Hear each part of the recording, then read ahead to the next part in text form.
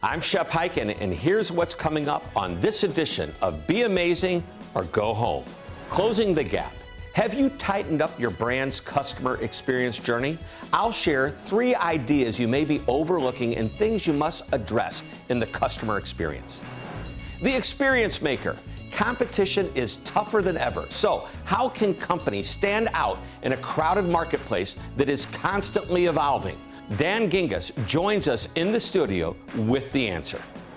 Better sleep, better life. You can't be amazing if you can't get a good night's sleep. Dr. Joe Oijile will share some exercises with us on how to get the sleep you need in order to stay amazing. The unhappy customer. Yes, sometimes this happens, but the amazing quote shows you how we can handle these situations and learn from our experiences with unhappy customers. So, are you ready to be amazing? Well, stay tuned for all of this and more coming up next on Be Amazing or Go Home.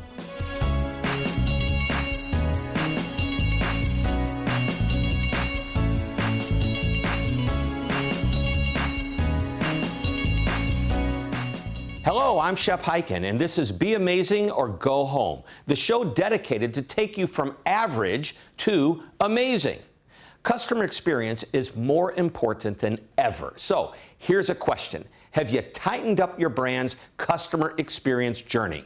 Customers notice almost everything, so you need to make sure you smoothed out any remaining tiny yet nagging friction points.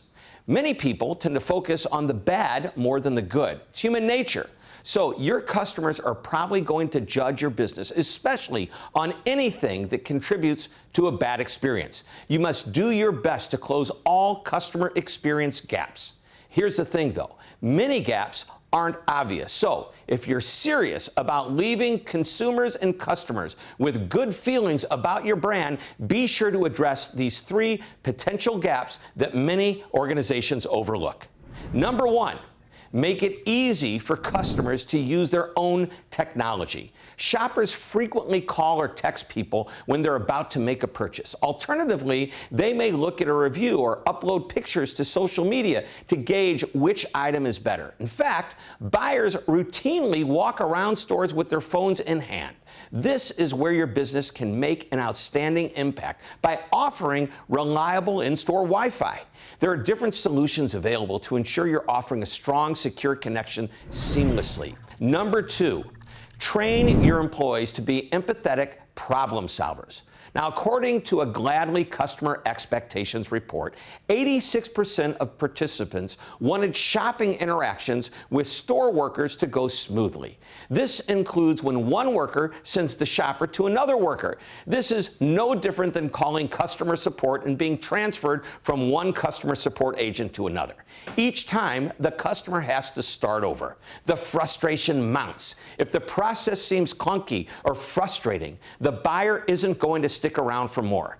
Head off this problem before it starts with widespread, comprehensive employee training. Make sure everyone on your team knows more than just their roles. They should be able to answer questions outside their core responsibilities and connect customers to the right people. The fewer times a shopper is passed around, the better. Additionally, workers need to understand how to leave their own emotions at the door.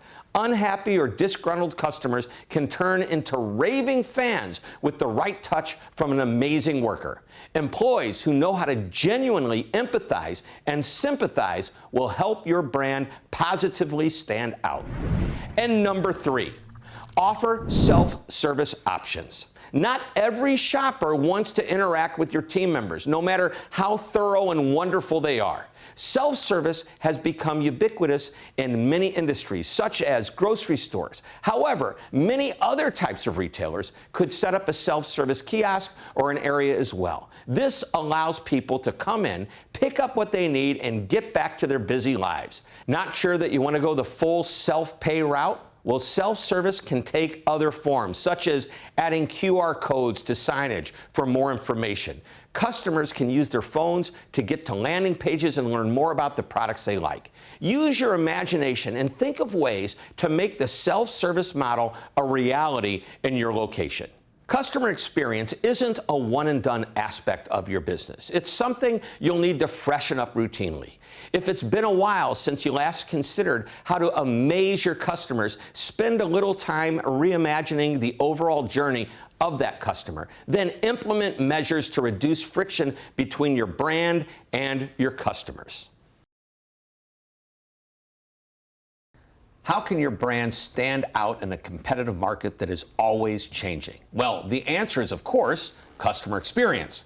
Now, instead of competing on price or product, focus on creating an amazing experience that customers can't wait to share with others. And here to talk about how to do just that is one of the brightest minds on the topic of customer experience and the author of The Experience Maker, Dan Gingiss. Dan, welcome to the show. Well, thank you, Mr. Hyken. Thanks for having me. Well, it's great to be here, and it's great to see you here, and we have just a short amount of time to talk about this amazing new book that you've written, The Experience Maker. So, Dan, second book? Yes. And just give us a quick little rundown. Why does everybody need to buy this book?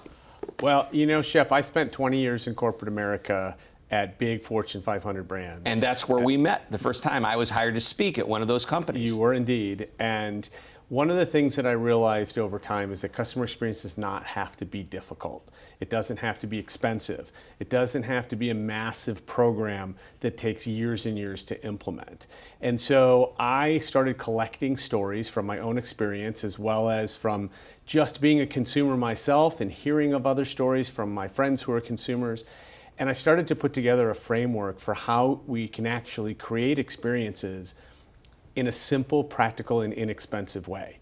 And so the idea is you read this book, you're inspired by a number of the examples. You go back to work the next day and say, I can do this like today. I don't have to ask for permission. I don't need to go get a big budget. These are changes that I can make, and I am empowered to do it. And if that's the case, then I've done my job, and the book will be successful for people, which is what I want. And I love your way of thinking. It's very simplistic. Now, when it comes to customer experience, a lot of people think, well, my company, I mean, really, we're not in the retail world. We're not dealing with customers. We're in the B2B world. Tell us, you know, what kinds of companies compete in the customer experience world? Well, one of my favorite questions is when a B2B person comes up to me, maybe after a speech, and says, hey, you know, really like your examples and what you're about, but does this apply to B2B companies? And I never miss a beat. And you know me, we've been friends for a while. I got sometimes a little bit of a sarcastic side. So I'll say, well, it depends. Do you market to human beings? And I just pause. And then they're like, well, yeah. And I said, well, then it does matter. Yeah. Because at the end of the day, B2Bs are not marketing to buildings. They're not marketing to pieces of paper. They're marketing to people. And people, as we know, buy from people they like. And the person on the other end of a B2B transaction is a consumer. So they have experiences, as you often write about, that they compare you to. If they went out to dinner last night and had an amazing dinner with fantastic service, they expect the next day at work that they're getting the same kind of treatment from whatever company they're buying software from. Whether it's software, machinery, or maybe you're at the mall just buying a pair of jeans. So you have, you know, we mentioned it, you work for a number of corporate entities. How does this impact your thinking of CX? Because you work with some pretty big companies, major brands that all of us would recognize. Yeah, and I can name them. It's okay. They're Discover, Humana, and McDonald's. Yeah, Discover. And yeah, that's where you and I met, because I was speaking for Discover. You know, I love the TV commercials.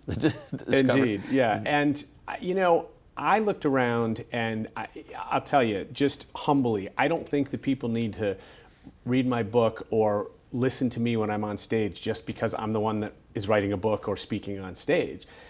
I come to this with 20 years of actual experience having done this. And that's why the recommendations I make in the book are things that I know, for example, your legal department is going to be okay with. I know that you're not going to have to go through a lot of red tape to get it done.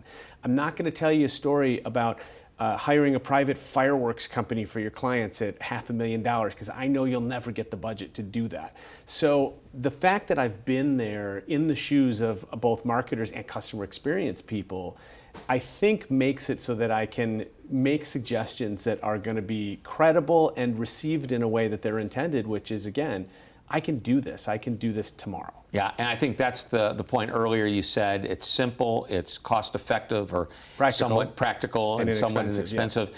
I mean, inexpensive, and it can become expensive depending on how you do it, but I love it. You tell a lot of stories in the book. I love stories because stories make your examples come to life. Can you share with us a real quick story in about a minute or so? Yeah, one of my favorite companies, and I know this is a favorite of yours as well, is Chewy.com. I love Chewy. Chewy does everything right, and they sent what I thought was the greatest customer service email in the history of either customer service or email. So Chewy sells like dog food, dog products for your pets. Yes, online delivers pet supplies to your door. Yes, they do. And they're known for knowing their customers' pets' names. I received a birthday card for my dog a couple of weeks ago from them. Cool. But this email happened to be for a woman that left a bad review on some cat litter. Now, this isn't even Chewy's cat litter. They're just a distributor. They noticed the bad review and they sent her a proactive email saying, "We're sorry you had a bad experience. We've refunded your money for the cat litter," which she never asked for. They made a recommendation of 4 other cat litters that might be better for her cat. And then they said, "Please give our love to Roma," the name of her cat, and mentioned that they had a furry wall of fame in their office that they'd love to put a picture up of hers. And it signed Many Whiskers and the agent's name. And what I love about this email is that not only does it hit all of the high points in terms of personalization and helpfulness and resolution of the problem, I believe, although I haven't confirmed, it's actually a template. I believe it's scalable, right? "Dear so-and-so, we're sorry you had a bad experience with such and such. Here's some other examples. We've given you your money back, and say hello to so-and-so," right?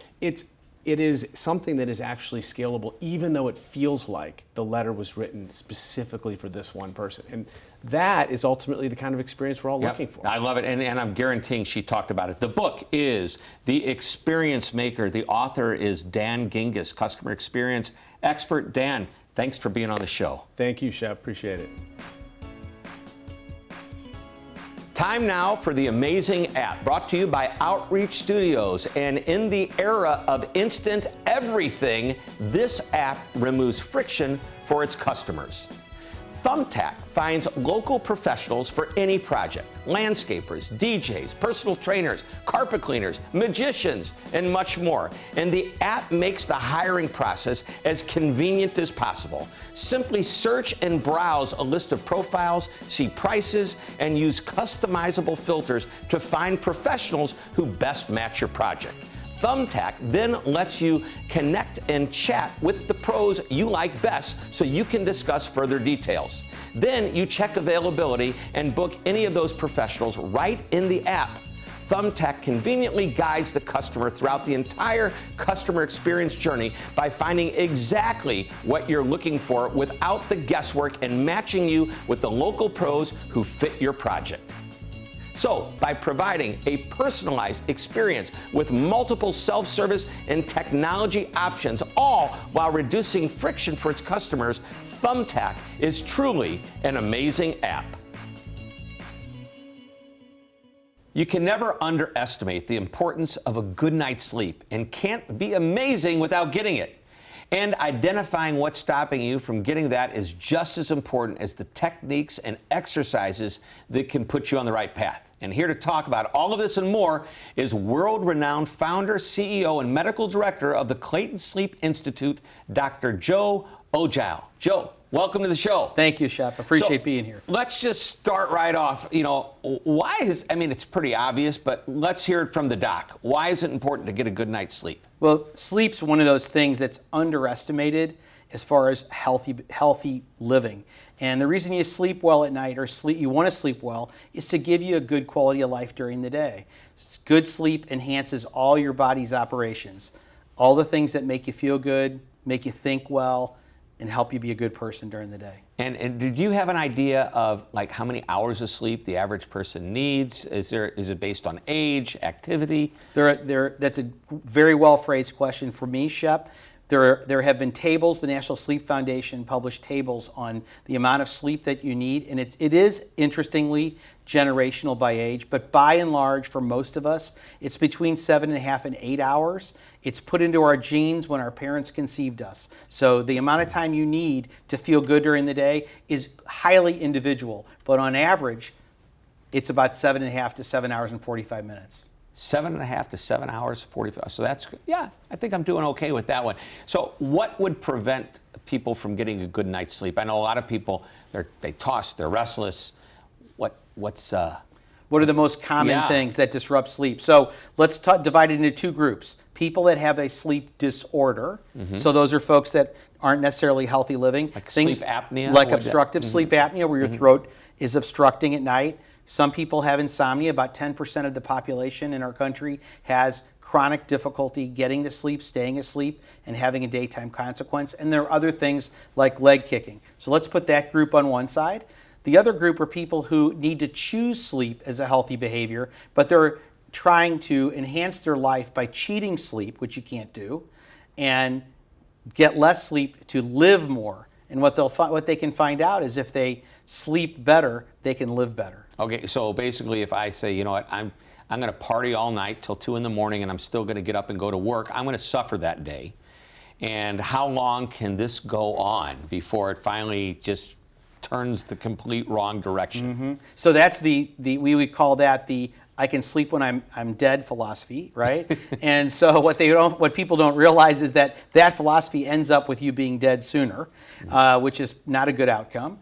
You can go on like that. You asked a question that was very smart, which was about age. And when you're younger, you can live like that a little bit longer. When you get to be a little bit older, like you and I are now in our lives and careers, you can live like that a very brief period of time before it takes its toll and will cause you to both become ill and also to make very poor decisions on a daily basis. Yeah, no doubt when I'm dead tired, my immune system's run down when I've been traveling a lot. So how about a technique or two on how to get a good night's sleep? And so the basics work. What people need for healthy sleep, first of all, we enter sleep, we don't do sleep.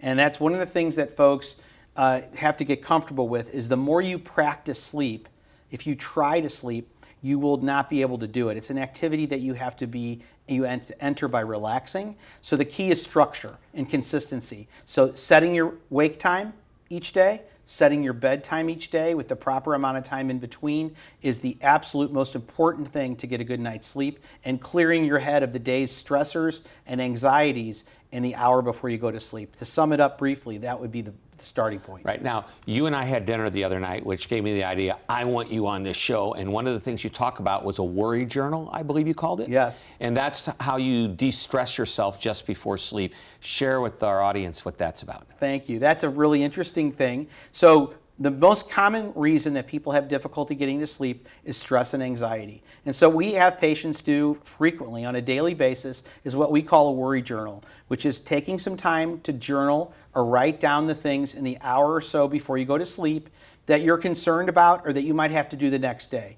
Why does that work? Once you lay it down on the paper, you give those worries, you give those concerns to the paper, and now your mind is free to enter sleep in a casual, easy way, and your brain will allow you to go to sleep. It's a very effective, simple technique. Yeah, it's a very simple exercise. Just get a pad of paper, write down what's bothering you, and you know, you've got it out there. It's like, you know, I talked about it, now I feel better about it. That's it. Yep. A burden shared is a burden given. You give it to the paper. And some folks we know, sometimes writing that down is unnerving. You can destroy it. You don't have to memorialize you don't have to show it to anybody. Exactly. It's just for you. All right. Finally, I know that so we're in stressful times right now. Ideally, we're looking at the rearview mirror of COVID, but there's still some things that are popping up, the different variants. This is an opportunity, you think, for good behaviors, healthy behaviors, sleep being one of them. Why do you feel that way? It's a time to take a negative, this difficult time we've had in the last year or so, adapting to this pandemic. Take that time to choose to do healthy behaviors. And choosing sleep is one of the best things you can do. Take time to really solidify those stable behaviors. I had a patient called me yesterday, wonderful gentleman, said he was doing great. He goes, I only had this appointment because you taught me one thing. What is it? He said, I respect sleep now. And I go, that is a great line. If you choose to respect sleep by making and setting that bedtime and that wake time, using your worry journal, de-stressing, getting technology out of the bedroom, getting off email. Getting technology out of the bedroom. Out. No TV? Only in a controlled situation, by and large. Do the TV in another room. Do any technology out of your bedroom. And do not, under any circumstance, check emails and your electronic phone after you go to bed. Your brain will quickly, this is an important point, but your brain will quickly, after one night, if you check your emails, it'll start waking you up at the same time to check your email again. Wow, wow. It's the number one thing we see disrupting sleep at all ages today. Wow, and basically I always use late night TV as radar to get to the bathroom in the middle of the night, but I'm going to just shut it off from this point forward. Joe Oijile, you are amazing. This is why we call this Be Amazing or Go Home. Thanks for being on the show. Thank you. Appreciate it, Shep. Well, it's time to hear from you and time to Ask Shep, which is brought to you by Outreach Studios. Now, you can find me anywhere on the web, including these social channels, so use the hashtag AskShep to ask me your questions or share your amazing stories. So, let's begin. Maria Chambers is a personal trainer, and she asks, a bad online review can be devastating. What's the secret to getting 5-star reviews online? Well, getting a 5-star review happens during the interactions the customer has with the company or people in the company. The review is based on 3 things: the product, which in your case is a good workout, the service, and overall experience. So look at all the touch points you have with your customers and clients. Where are the opportunities to do better? And where are the interactions that can create a problem? Knowing and managing those touch points will help you achieve that 5-star review. Next, we have James Barker, who manages a chain of grocery stores. And he says, it seems like Amazon has changed the way customers do business with us, or anybody else for that matter. How do we compete with Amazon? Well, customer expectations are higher than ever, and it's because companies like Amazon have raised the bar when it comes to service and customer experience. So don't compete with Amazon. Embrace what they do and learn from them. What do they do that you don't? And could you be doing that? And even more important, what do you do that Amazon doesn't do? You should make that very clear in the value you promise to your customers. They should be able to notice the difference. And one thing that local businesses have over Amazon and other big box retailers is that they're local. Play on that. Done right, it can be the difference that gets your customers to choose you over them. Finally, we have Monica Gregory, who owns a farm and home store, and she says, we've defined our culture around the customer at our business. How do I get new employees to buy in to our customer-centric culture? Well, for new employees, the introduction to your culture should start in the interview process. They should begin to understand what your company's all about before they begin on their first day of work. Then it's obvious that part of the onboarding and training is tied to learning about the culture. Finally, don't think it's over once they've been onboarded. It's constant reinforcement to remind everyone about the customer-centric culture you've created. Without that continuous follow-up and reinforcement, you put the culture at risk. So, are you ready to be amazing? Remember, you can find me just about anywhere on social media. So connect with us on our social channels, and don't forget to use the hashtag AskShep to ask me your question or share your amazing story. Time now for the amazing quote, brought to you by Outreach Studios, and it comes from the founder of Microsoft, Bill Gates. Your most unhappy customers are your greatest source of learning. Now, everybody has angry customers. Some customers are angry because they have a complaint. Some are just having a bad day. Whatever the reason, you must know how to handle angry customers and learn from the experience. Remember that when angry customers have their problems managed appropriately, they can become your best customers. You're not trying to win an argument. You're trying to win the customer. And more importantly, you're trying to restore their confidence so they continue doing business with you in the future. So with that in mind, here are 6 ways to handle angry customers. Number one, make sure you're paying attention to the customer. They deserve your complete attention. Even over the phone, they can tell if you're distracted. Number two, deal with the customer's anger quickly. Acknowledge it early in the conversation. Apologize for it and begin to work on the solution, which should de-escalate the anger. Number three, stay calm and don't lose your cool. It's human nature to become defensive and fight back. Again, you're not trying to win the argument. Even if your customers yell, don't yell back. They're mad, but they're not mad at you. They're mad at the situation. Number four, listen to your customer. Actively listen and ask clarifying questions, but wait for the appropriate time to ask. You can even take notes because it may be a while before you get a chance to jump in with that question. Number five, speaking of waiting for the right opportunity to ask the question, don't interrupt customers for any reason. When you finally do have a chance to talk, many times they will extend the courtesy of listening to you because you were courteous and listened to them. And number six, have a positive attitude. That doesn't mean you're all smiles. It means you're appropriately enthusiastic. It's a contagious attitude that is felt by customers and helps them understand that you're there to help them. And the right attitude promotes optimism. You want your customers to feel like they have the support of the person who's going to help them solve their problem. The goal is to manage that angry customer and end the conversation with the sense that you've not only fixed their problem or managed their complaint, but also proved to them that they made the right decision to do business with you. The ultimate result is when they know that if there's a problem, they don't need to be angry. They just need to call and ask for help.